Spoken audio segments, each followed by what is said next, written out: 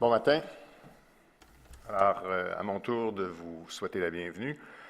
Et au nom de tous nos radios-canadiens, au nom de tous nos partenaires, on behalf of all of our CBCers, thanks for being with us. Merci infiniment d'être là. Merci également aux milliers de Canadiens qui ont partagé avec nous, en personne et sur le web, le grand rêve collectif que représente cette série de conférences. And I think David Chilton said it best.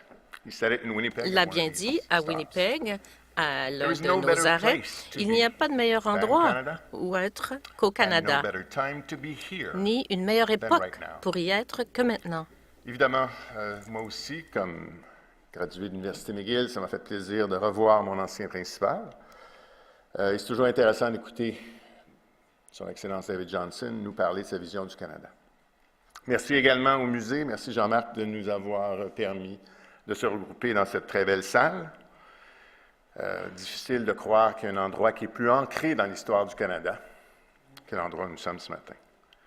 And you know that as Canada's national public broadcaster, CBC Radio-Canada Alors, CBC Radio-Canada est extrêmement fier du rôle qu'elle joue à raconter des histoires et à créer des liens entre les Canadiens de partout au pays, dans toutes ces régions, dans toutes ces communautés et ces cultures. C'est notre mandat, créer des liens entre les Canadiens. J'ai entendu le gouverneur général parler de l'Expo 67. Eh bien, ça a été un souvenir incroyable pour moi de notre dernier grand anniversaire, le centenaire du Canada. Je me souviens de mon passeport rouge. Je me souviens avoir visité tous les pavillons de l'Expo 67, recueillir tous les tampons. Je me souviens de la chanson aussi. Ne me demandez pas de chanter ce qu'avait écrit Stéphane Venn pour l'occasion. Alors, pour moi, j'ai un souvenir indélébile du centenaire du Canada. Et maintenant, nous parlons du 150e. Et alors qu'on se prépare pour 2017, la série de conférences était une première étape. Nous voulions engager les collectivités partout au pays et les collectivités ont réagi. Nous avons entendu 90 conférenciers visionnaires. Nous avons créé des liens avec plus de 1200 Canadiens. Nous en avons inspiré des milliers encore grâce aux médias sociaux et à l'Internet. Nous avons entendu toutes sortes de folles idées. On a entendu l'idée d'un billet de banque de 150 $. À Vancouver aussi, on nous a aussi parlé d'une liste de choses à accomplir. Comment améliorer 150 lieux qui avaient besoin d'être améliorés au pays?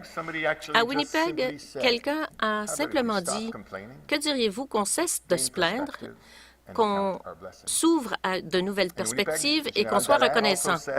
Le général Dallaire a également dit, pourquoi pas un monument national au sacrifice de nos soldats à Vimy, mais ici au pays. À Toronto, on a dit, tous les organismes culturels de ce pays devraient ouvrir leurs portes au public canadien en 2017.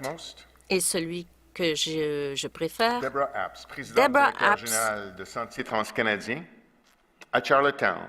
Le 1er juillet 2017, ce qu'elle rêve de voir photographier de l'espace des Canadiens d'un océan à l'autre qui se tiennent debout côte à côte en tenant des lampes de poche tournées vers le ciel.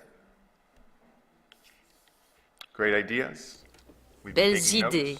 Nous avons pris des notes soignées. En fait, on a préparé un petit livret de ces notes que vous avez, je pense. Sinon, vous pourrez en prendre un exemplaire à la fin de la conférence. Mais nous n'allons pas le lire ce matin, mais je vais plutôt vous montrer une vidéo. Ce sont les meilleurs extraits des événements locaux qui ont eu lieu dans 11 communautés. Et nous voulions bien sûr initier une conversation, mais maintenant, il nous faut la poursuivre. Et, qui plus est, nous avons vraiment besoin de penser grand.